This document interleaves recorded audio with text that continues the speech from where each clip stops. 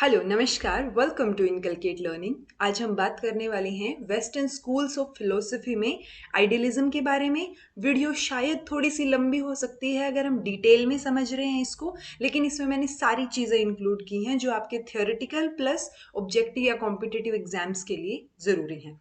So this is presented by me Raveena. अगर आपको videos informative लग रही हैं तो लाइक, शेयर और सब्सक्राइब जो है आप इनकलकेट लर्निंग को कर सकते हैं। अब हम इसमें क्या क्या आज पढ़ने वाले हैं। सबसे पहले हम आइडियलिज्म के कॉन्सेप्ट के बारे में देखेंगे कि ओवरऑल आइडियलिज्म होता क्या है। ठीक है, आइडियलिस्ट कौन कौन है, यानी वो लोग जो कि आइडियलिज्म में बिलीव करते हैं, और हमें उनके नाम जो है उनके नाम का थोड़ा आइडिया होना बहुत ज़रूरी है। फिर अगर आपने मेरी लास्ट वीडियो देखी हो तो हमने तीन चीज़ों के बारे में बात की थी, तीन ब्रांचेस लगा लीजिए फिलोसफी की, और इससे ज़्यादा डीप में ना जाते हुए हमने बेसिक तीन ब्रांच की बात की थी। तो एटलीस्ट वो तो हमें पता होनी चाहिए, जिसमें है मेटाफिजिक्स, एपिस्टेमोलॉजी और एक्सियोलॉजी। उसके बाद फॉर्म्स ऑफ आइडियलिज्म, कि आइडियलिज्म किस किस तरीके का हो सकता है या अब तक माना गया है। फंडामेंटल प्रिंसिपल्स हैं क्या आइडियलिज्म के, यानी आइडियलिज्म किस तरह की चीज़ों को सपोर्ट करता है। उसके अकॉर्डिंग करिकुलम क्या है, डिसिप्लिन क्या होना चाहिए, प्यूपिल और टीचर जो है वो किस तरीके के होने चाहिए और किस तरीके के होते हैं according to idealism. Methods of teaching, कि आप किस तरीके से पढ़ाएंगे अगर आप आइडियलिस्ट हैं या आइडियलिज्म की फिलोसफी में बिलीव करते हैं तो। स्कूल किस तरीके का होना चाहिए, और फिर कुछ लिमिटेशंस की। ऑब्वियसली हर चीज़ परफेक्ट नहीं हो सकती, तो उसकी कुछ ना कुछ लिमिटेशंस जो है वो होती ही हैं। तो एक दो लिमिटेशन जो है इनकी वो भी हम देखेंगे। फिर हम कंक्लूजन देखेंगे और उसके बाद हम क्वेश्चन प्रैक्टिस करेंगे इन पूरे आइडियलिज्म के टॉपिक से रिलेटेड। तो आपको ये वीडियो ध्यान से सुनने की ज़रूरत है। थोड़ी सी लंबी खींच सकती है क्योंकि हम डिटेल में बात करने वाले हैं। सबसे पहले आइडियलिज्म अब तक की जो है ये ओल्डेस्ट सिस्टम ऑफ फिलोसफी माना जाता है, नोन टू मैन। ये चीज नोट करने वाली है कि जितना आदमी को पता है, जितना इंसान को पता है, उस बेसिस पे इसको ओल्डेस्ट माना गया है। यानी हम जो कल हमने टेबल पढ़ी थी लास्ट वीडियो में, उसमें हमने क्या बात की थी, 6 सिस्टम बात की थी वेस्टर्न फिलोसफी के। ठीक है, तो उन 6 में से सबसे ओल्ड किसको माना गया है, आइडियलिज्म को। अब प्लेटो ने जो है वेस्ट में इसको प्रोपेगेंट किया था, फेमस किया था। उसके बाद ईस्ट में अगर हम बात करें तो एंशियंट इंडिया के टाइम पे आइडियलिज्म जो है वो फेमस हुआ था या प्रोपेगेट हुआ था। अब आइडिया प्लस इज्म से बना है आइडियलिज्म। ठीक है, तो ideas are the only reality. ये बात आप शुरू से लेके लास्ट तक याद रखेंगे कि सुप्रीम जो है वो आइडियाज हैं।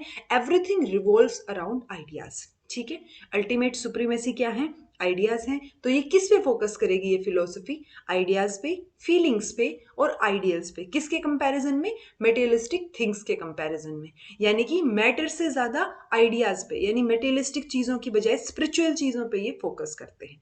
फिर है माइंड और सेल्फ पे फोकस करेंगे, किसके कंपैरिजन में, मैटर या फिर बॉडी के कंपैरिजन में। तो ये वही लेवल आ गया कि ये स्पिरिचुअल चीजों पे बिलीव करते हैं। लेकिन क्यों करते हैं, इनका मानना है कि जो मटेरियल वर्ल्ड है वो एग्जिस्ट नहीं करता आइडियलिस्ट के लिए। रीजन क्या है, क्योंकि मटेरियल वर्ल्ड यानी मटेरियलिस्टिक चीजें जो हैं वो डिस्ट्रक्टेबल हैं, म्यूटेबल हैं और डायनेमिक हैं, यानी वो चेंज हो सकती हैं, और जो चीज चेंज हो जाए वो रियल नहीं हो सकती, ऐसा आइडियलिज्म की फिलोसफी मानती है। तो इसलिए मटेरियलिस्टिक वर्ल्ड जो कि चेंज हो सकता है, इनका कहना है सिर्फ आइडियाज एक ऐसी सुप्रीमेसी है जो कि क्या रहेगी, रियल होगी। ठीक है, तो ये आइडियाज को रियल मान रहे हैं, बाकी सारी चीजें क्या हैं, वो आइडियलिज्म जो है उनमें बिलीव नहीं करता। अब ये सबसे ज्यादा इंपॉर्टेंस किसको देते हैं, स्पिरिचुअल वैल्यूज को, जिसको ये क्या बोलते हैं, सत्यम शिवम सुंदरम। इसकी फिलोसफी को ये सपोर्ट करते हैं। इंग्लिश में इसी चीज को बोलेंगे तो ट्रुथ, गुडनेस और ब्यूटी। तो ये बात आपको ध्यान रखनी है। कई बार क्वेश्चन यहाँ से भी आ जाता है कि सत्यम शिवम सुंदरम की जो फिलोसफी है उसको कौन सपोर्ट करता है, तो उसको आइडियलिज्म सपोर्ट करता है, और आइडियाज को ही सबसे ज्यादा ये नेसेसिटी मानते हैं। फिर है आइडियलिस्ट। अब कुछ एक कई बार आ जाता है कि इनमें से कौन जो है वो आइडियलिस्ट हैं या कौन आइडियलिज्म को फॉलो करते थे। तो आपको ये कुछ एक नाम जो है वो पता होने चाहिए। स्पेशली अगर हम बात करें तो हमें जो इंडियन नेम्स हैं, जिसमें स्वामी विवेकानंद, महात्मा गांधी, राधा कृष्णन और शंकर आचार्य, इनके बारे में पता होना चाहिए। एटलीस्ट ये 4-5 नाम आप याद रखेंगे। अरबिंदो घोष, ठीक है, स्वामी दयानंद सरस्वती, प्लस आप जो है ये सोक्रेटिस का, प्लेटो का, फ्रोबिल का, इनके नामों का भी ध्यान रखेंगे। तो आपको जितने नाम इनमें से ध्यान रह सकते हैं आप कोशिश करेंगे कि उनको याद रख लें, क्योंकि क्वेश्चन कई बार डायरेक्ट आ जाता है और फिर हम रिग्रेट करते हैं कि काश थोड़ा सा रिवीजन कर लिया होता। मेटाफिजिक्स। मेटाफिजिक्स में हमने बात की थी कि मेटाफिजिक्स किससे डील करता है, नेचर ऑफ रियलिटी। तो यहाँ पे नेचर ऑफ रियलिटी क्या है, अल्टीमेट रियलिटी ये किसको मान रहे हैं, आइडियाज को मान रहे हैं। तो आइडियाज, माइंड, सेल्फ या कॉन्शियसनेस, ये क्या है, अल्टीमेट रियलिटी है। और रियलिटी क्या होगी, जो डायनेमिक ना हो, यानी जो चेंज ना होती हो। इसीलिए तो ये मटेरियल वर्ल्ड जो कि डायनेमिक है, चेंजेबल है, उसको क्या मानते हैं, वो रियलिटी नहीं मानते। तो रियलिटी क्या है, सिर्फ आइडियाज हैं। ये हो गई मेटाफिजिक्स। एपिस्टेमोलॉजी में क्या है, प्रोसेस ऑफ नोइंग के बारे में जानना था। तो नॉलेज जो है वो कब मिलेगी, जब हम आइडियाज को कॉन्शियसनेस में लाने की कोशिश करेंगे और सेल्फ एग्जामिन करेंगे।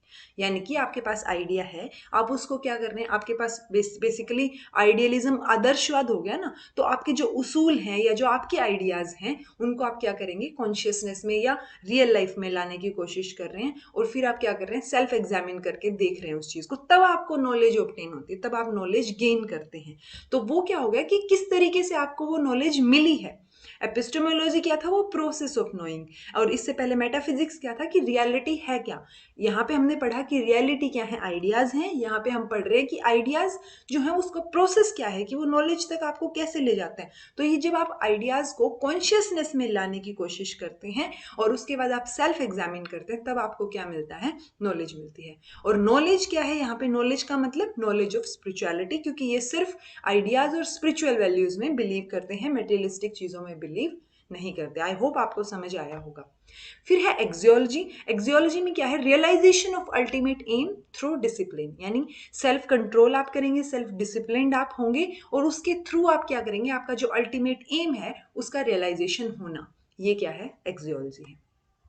Forms of idealism. अब सबसे पहली फॉर्म है प्लेटोनिक आइडियलिज्म, जो कि प्लेटो ने दी थी। ठीक है, अब प्लेटोनिक आइडियलिज्म में हम क्या पढ़ेंगे, जो कि प्लेटो का आइडिया था, यानी प्लेटो जो आइडियलिज्म के बारे में सोचते थे वो होगा प्लेटोनिक आइडियलिज्म, जिसमें ये क्या बात करते हैं, ये यूनिवर्सल एजुकेशन की बात करते हैं।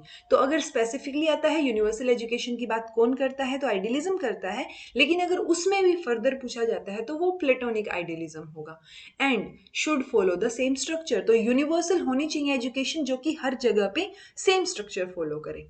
It should develop the child's fullest potential both educationally and morally, यानी एजुकेशनल लेवल पे भी और मोरल लेवल पे भी बेस्ट बच्चे का निकाल के लाना है, फुलेस्ट पोटेंशियल जो है वो निकाल के लाना है। दूसरा होगा रिलीजियस आइडियलिज्म, क्योंकि ये मानते हैं आइडिया ऑफ वन गॉड में, यानी कि एक प्योर स्पिरिट है, एक गॉड है, यूनिवर्सल गॉड में ये बिलीव करते हैं। और उसमें फर्दर ऑगस्टिन ने दो वर्ल्ड के बारे में बात की। किसने बात की, ऑगस्टिन ने। कौन कौन से, वर्ल्ड ऑफ गॉड और वर्ल्ड ऑफ मैन। यानी वर्ल्ड ऑफ गॉड जो होगा वो वर्ल्ड ऑफ स्पिरिट होगा, स्पिरिचुअलिटी होगी, उसमें अच्छाई होगी। लेकिन वर्ल्ड ऑफ मैन जो है वो डार्कनेस का वर्ल्ड होगा, अंधेरा, अंधकार होगा, उसमें सिन होंगे, पाप होंगे, इग्नोरेंस होगी, सफरिंग होगी। और अगर आपको याद हो तो हमने बुद्धिज्म में भी बात की थी कि सफरिंग का रीजन क्या है, एक मेजर रीजन है इग्नोरेंस। तो वर्ल्ड ऑफ मैन में क्या है, डार्कनेस है, और एक लाइट या स्पिरिट या गुडनेस किसमें है, वर्ल्ड ऑफ गॉड में। तो ऑगस्टिन का कहना है कि हमें वर्ल्ड ऑफ मैन से शिफ्ट होना है वर्ल्ड ऑफ गॉड में, ये कोशिश करनी है। ये इनका रिलीजियस आइडियलिज्म था। फिर है मॉडर्न आइडियलिज्म। मॉडर्न आइडियलिज्म क्या होगा कि जितने भी आज जो साइंटिफिक रिवॉल्यूशंस हुए हैं वो आइडियलिज्म को अफेक्ट करें, उसकी वजह से जो आइडियलिज्म उभर के आया, जो कि आइडेंटिफाई होता है सिस्टमाइजेशन और सब्जेक्टिविज्म से, यानी चीजें सब्जेक्टिव हो सकती हैं। तो इसका आइडेंटिफिकेशन किस किस की राइटिंग्स में देखने को मिलता है। तो पर्टिकुलरली कई बार मॉडर्न आइडियलिस्ट के बारे में पूछ लिया जाता है, तो इनमें से अगर कोई है तो वो मॉडर्न आइडियलिज्म को, जैसे कि इमैनुअल कांत, तो कांत काफी फेमस है, डेस्क्रेट्स काफी फेमस है। तो आपको क्या करना है, इन नामों का थोड़ा सा एक्स्ट्रा ध्यान रखना है कि ये मॉडर्न आइडियलिज्म को फॉलो करते हैं। ऑल्दो डीप, इतना डीप में क्वेश्चन आज तक हमने किसी कॉम्पिटिटिव एग्जाम में देखा नहीं है। फिर है फंडामेंटल प्रिंसिपल्स, ये आपको ध्यान से समझने की जरूरत है। स्पिरिचुअल परफेक्शन की ये बात करते हैं कि स्पिरिचुअली जो है आप क्या करेंगे, स्पिरिचुअल लेवल पे जाके परफेक्ट होना चाह रहे हैं किसी चीज में। यूनिवर्सल और सुप्रीम जो है ये आइडियाज को मानते हैं।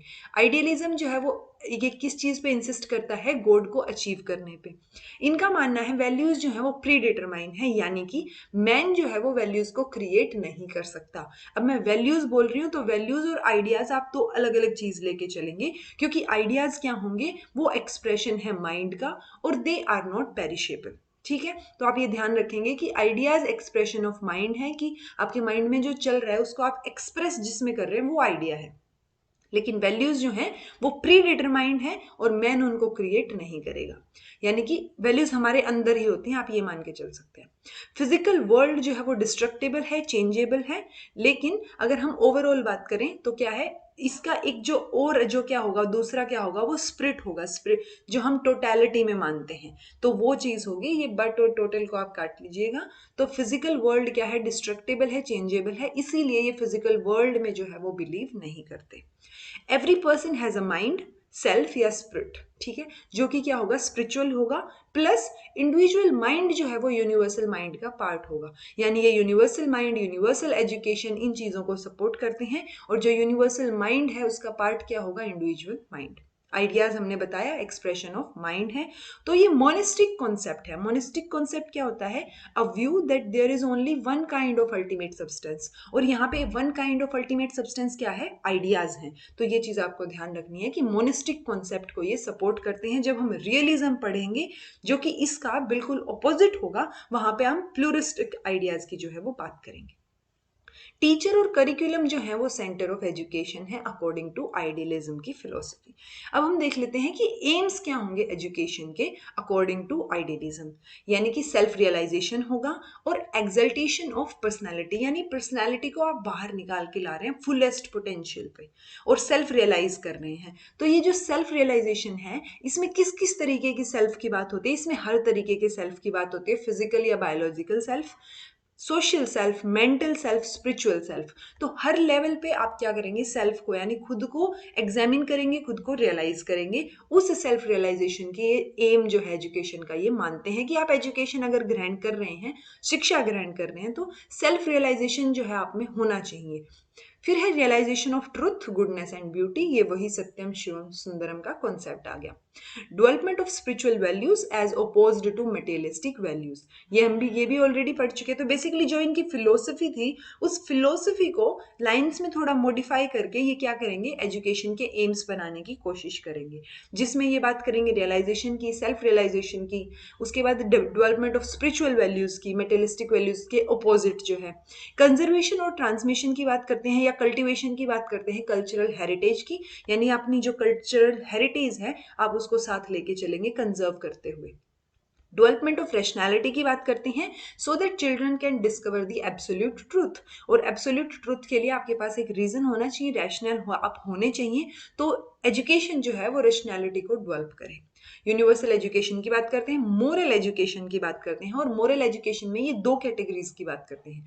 एक है कि ड्यूटी टू सेल्फ, यानी आपकी खुद के प्रति क्या ड्यूटी है, और दूसरी है ड्यूटी टू अदर्स, कि आप दूसरे के लिए मोरली किस लेवल तक सोचते हैं। तो ड्यूटी टू सेल्फ में आ जाएगा फिजिकल फिटनेस, सेल्फ कल्चर, इंडस्ट्रीनेस, यानी कि आप अपने बारे में, कि आप अपना कितना ध्यान रख पाते हैं, वो क्या है, ड्यूटी टू सेल्फ है मोरल लेवल पे। और ड्यूटी टू अदर्स में आ जाएगा कि ओपिनियन टू अदर्स या कोऑपरेटिव कितने हैं आप, लिबरल हैं, जेनरस हैं, तो वो सारी चीजें क्या आ जाएंगी, ड्यूटी टू अदर्स में इंक्लूड हो जाएंगी। तो ये है एम्स ऑफ एजुकेशन। फिर है किस तरीके के करिकुलम को ये सपोर्ट करते हैं। तो करिकुलम में ये ह्यूमनिस्टिक सब्जेक्ट्स पे जो है वो एम्फेसिस करते हैं, प्लस जैसे कि ट्रुथ में ये बात करते हैं, ये ट्रुथ क्या है, वैल्यू है, ट्रुथ, गुडनेस और ब्यूटी क्या है, वैल्यू है। उसके बाद क्या है, हम इनके सब्जेक्ट देखेंगे, जैसे इंटेलेक्चुअल सब्जेक्ट्स में ये literature, history, geography, math, science की बात करते हैं। गुडनेस में ये मोरल चीजों की बात करते हैं, यानी कि रिलीजन और एथिक्स। ब्यूटी में बात करते हैं एस्थेटिक सब्जेक्ट्स की या एक्टिविटीज की, जो कि आर्ट और पोइट्री इन सब चीजों से रिलेटेड होंगी। फिर है डिसिप्लिन। डिसिप्लिन में ये सेल्फ डिसिप्लिन के ऊपर एम्फेसिस करते हैं, फ्रीडम की बात करते हैं, लेकिन इनकी जो फ्रीडम होगी वो क्वालिफाइड फ्रीडम होगी, यानी कि सिर्फ आप जो एक्टिविटी करवा रहे हैं वहां तक उसको फ्रीडम दे रहे हैं, आगे नहीं दे रहे। तो जो फ्रीडम है वो रेगुलेटेड, गाइडेड और रिस्ट्रेन्ड फ्रीडम होगी बाय आइडियाज या बाय आइडियल्स, ठीक है। तो थॉमस और लेंग की एक जो इंपॉर्टेंट एक कोटेड वर्ड्स हैं उनके, वो क्या है, freedom is the cry of naturalistic, यानी कि अगर बिल्कुल रो लैंग्वेज में मैं आपको बताऊं तो नेचुरलिस्टिक जो है वो फ्रीडम का रोना रोते हैं, बेसिकली ये कहना है। जबकि डिसिप्लिन जो है उसका कौन कौन बात करता है, उसकी आइडियलिज्म बात करता है। आइडियलिस्ट जो है वो डिसिप्लिन की बात करते हैं।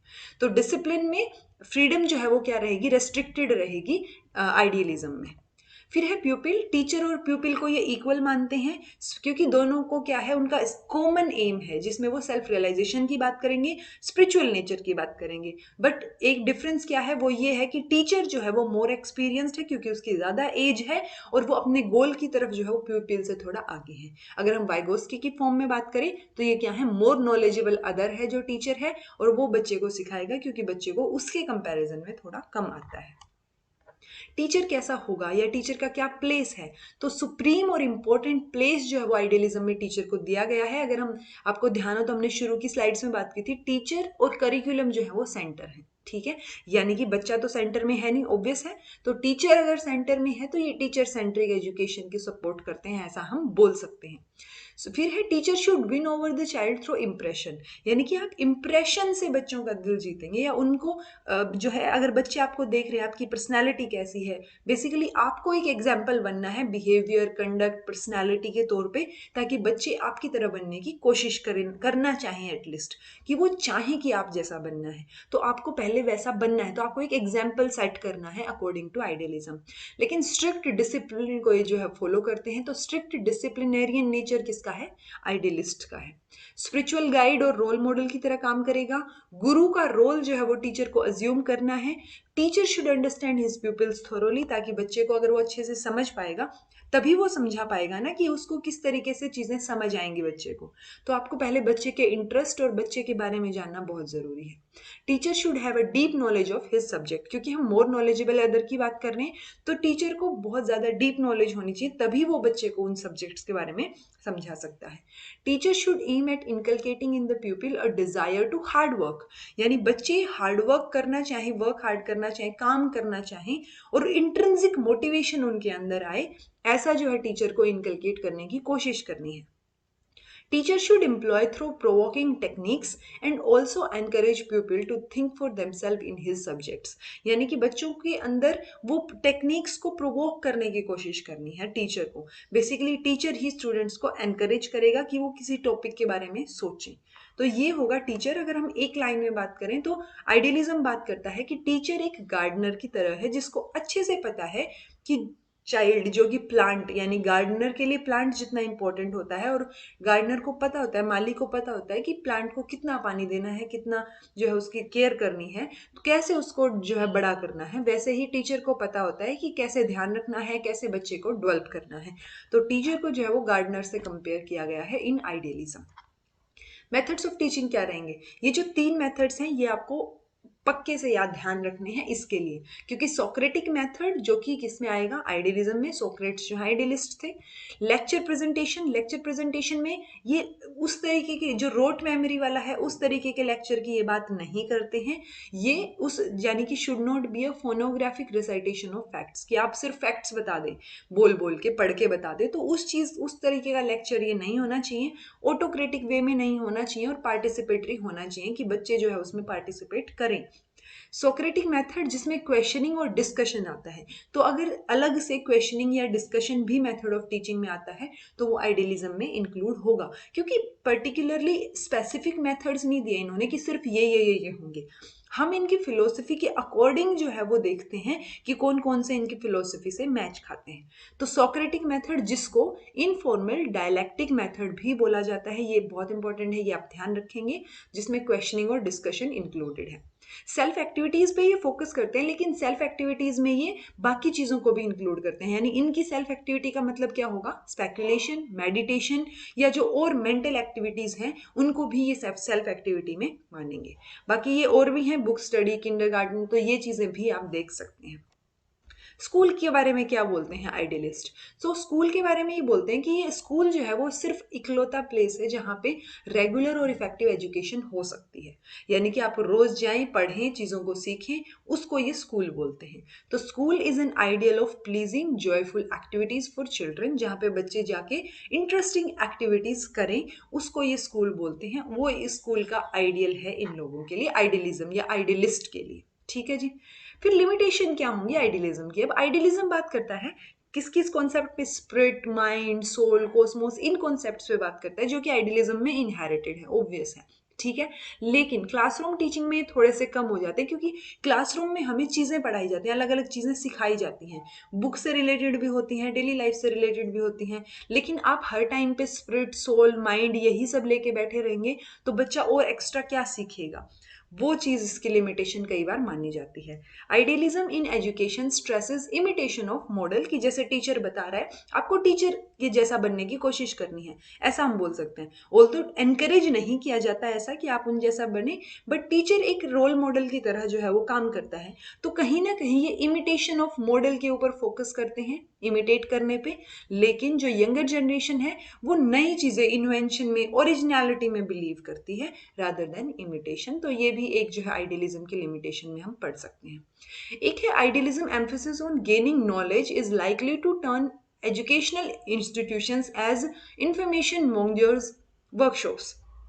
इंफॉर्मेशन मॉन्जर्स वर्कशॉप क्या होगी? यानी जो डीलर्स होते हैं वैसे, कि आप सिर्फ इंफॉर्मेशन में डील कर रहे हैं, कि आप इंफॉर्मेशन दे रहे हैं बच्चों को, तो वो इंफॉर्मेशन की वर्कशॉप, इंफॉर्मेशन डीलर्स की वर्कशॉप की तरह हो जाएंगे। तो वो नॉलेज के गेन पे बात करते हैं ना। आइडियलिज्म एम्फोसिस करता है कि आपको पता होनी चाहिए चीज़ें, तो वो सिर्फ इंफॉर्मेशन आपको मिले वो चीज़ बेटर नहीं है, क्योंकि इस तरीके से स्कूल करिकुलम में बहुत सारी फैक्चुअल चीज़ें और इन्फॉर्मेशन भर जाएगी जो कि सही नहीं होगा नॉलेज के लिए। तो वो चीज़ एक लिमिटेशन इनकी हो सकती है। ऑल्दो लिमिटेशन के बारे में ज़्यादा कभी भी पूछा नहीं गया है, बट स्टिल अगर आप थियोरेटिकल एग्जाम दे रहे हैं तो आप ये पॉइंट्स इंक्लूड कर सकते हैं। कंक्लूजन क्या है? ये यूनिवर्सल एजुकेशन की बात करते हैं, मोरल एजुकेशन की बात करते हैं, और इंटीग्रेटेड करिकुलम, यानी जो हमने 3 पढ़े थे, ट्रुथ, गुडनेस और ब्यूटी से रिलेटेड, आर्ट एंड पोइट्री, और जो ओरल, मोरल और एथिक्स वाली जो चीज़ें थी, रिलीजन वाली जो, फिर जो इंटीग्रेटेड में, और ये मतलब ये तीनों चीज़ों को मिला के करिकुलम की बात करते हैं।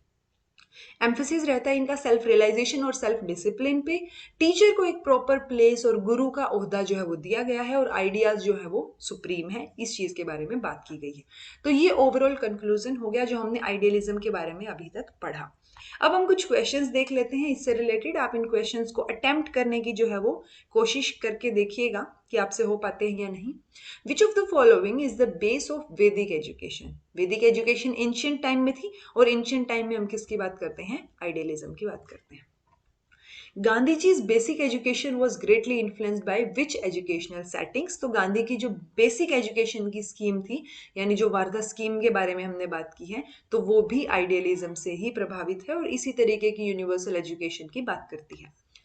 फिर है how can today's world be benefited through idealism? यानी आज के वर्ल्ड में आइडियलिज्म से कैसे बेनिफिट मिल सकता है? तो आइडियलिज्म किस चीज़ को प्रमोट करता है? यूनिवर्सल एजुकेशन को। ये तो ठीक है, यूनिवर्सल एजुकेशन होनी चाहिए। आइडियलिज्म एम्फेसाइज करता है सेल्फ डिसिप्लिन पे। ये भी ठीक है, क्योंकि self discipline, self realisation, intrinsic motivation, ये वाली चीज़ों को ये सपोर्ट करेगा। प्रमोट्स पीसफुल लिविंग, ये भी ठीक है, लड़ाई झगड़े की बात तो कहीं कर नहीं रहे। तो इसलिए आंसर क्या हो जाएगा? ऑल ऑफ द अब। फिर आता है next question, oldest system of philosophy known to man, कि अब तक किस कौन सी फिलोसफी है जो आदमी को पता है, उनमें से ओल्डेस्ट किसको माना गया है? तो ओल्डेस्ट जो है वो आइडियलिज्म को माना गया है, ये आपको ध्यान रखना है। नेक्स्ट है व्हाट इज और are the educational aims of idealism? Educational aims क्या है? हमने एम ऑफ एजुकेशन पढ़े हैं, तो उनमें से क्या होंगे? To develop the character and realise the true self, to become resplendent, to develop the mind and research, mind and search for ideas, कि आप माइंड के बारे में, माइंड को डेवलप करें और आइडियाज के बारे में सर्च करें। To enforce teachers ideas on student, ये तो बिल्कुल नहीं है कि आप जो है टीचर के आइडियाज को एनफोर्स करें। To preserve and transmit ideas, तो कंजर्वेशन की बात हुई है कि आप कल्चरल हेरिटेज को कंजर्व करें, ना कि आइडियाज को, तो ऐसी कोई बात हुई नहीं है स्पेशली। तो ये आंसर जो प्रोबेबल, मोस्ट प्रोबेबल आंसर हो जाएगा वो है to develop the mind and search of ideas. अब आइडियलिज्म स्टेट्स दैट, अब इनमें से कौन सा सही होगा? Mind alone is real, matter alone is real, या दोनों सही हैं, या दोनों में से कोई भी सही नहीं है? तो ये ऑब्वियसली माइंड को रियल मानते हैं, और मैटर जो है मेटेलिस्टिक वर्ल्ड का ये ओपोज करते हैं। फिर है of Froebel's idealism it can be said that, हमने बात की थी कि फ्रोबल हैं, इमैनुअल कांट हैं, तो ये बहुत सारे हैं जो कि आइडियलिस्ट हैं। तो उस आइडियलिस्ट में से फ्रोबल की आइडियलिज्म की बात की गई कि फ्रोबल किस तरीके का सोचते हैं। So education is not a process of unfoldment, obviously जब आप अपने आप, क्योंकि आइडियलिज्म का बेसिक रूल क्या है कि आप जो है अपने सेल्फ डिसिप्लिन, सेल्फ रियलाइज कर रहे हैं फुलेस्ट पोटेंशियल, यानी चीजें आपके अंदर ऑलरेडी थी, आप उन्हीं को अनफोल्ड कर रहे हैं। तो ये तो नहीं हो सकता कि एजुकेशन जो है वो प्रोसेस ना हो अनफोल्डमेंट का। Education unites knowledge, feelings, doings, ये कुछ हद तक ठीक लगता है। Education can't be a process of self realisation, obviously not. Education एक सेल्फ रियलाइजेशन का प्रोसेस है, ये आइडियलिज्म बिलीव करता है। Notion of self activity is limited to manual activity, कि सेल्फ एक्टिविटी का मतलब सिर्फ मैनुअल एक्टिविटी तक है, नहीं, हमने मेंटल एक्टिविटीज की भी बात की है। तो ऑब्वियसली इन सब में से हमारा आंसर क्या हो जाएगा? B. Which of the following thinkers has been described as idealist in aim, जिसका एम आइडियलिज्म हो, naturalist in content and pragmatist in method? तो ये क्वेश्चन कई बार पूछा गया है और इसका आंसर हम ऑलरेडी भी वीडियोस में कर चुके हैं। महात्मा गांधी ऐसी बात करते हैं। So this was all about today. Thank you so much for watching. I hope आपको ये वीडियो समझ आई होगी, आइडियलिज्म का कॉन्सेप्ट आपका क्लियर हुआ होगा। अगर आपको कोई भी कंफ्यूजन है तो आप कमेंट बॉक्स में कमेंट करके पूछ सकते हैं। Thank you.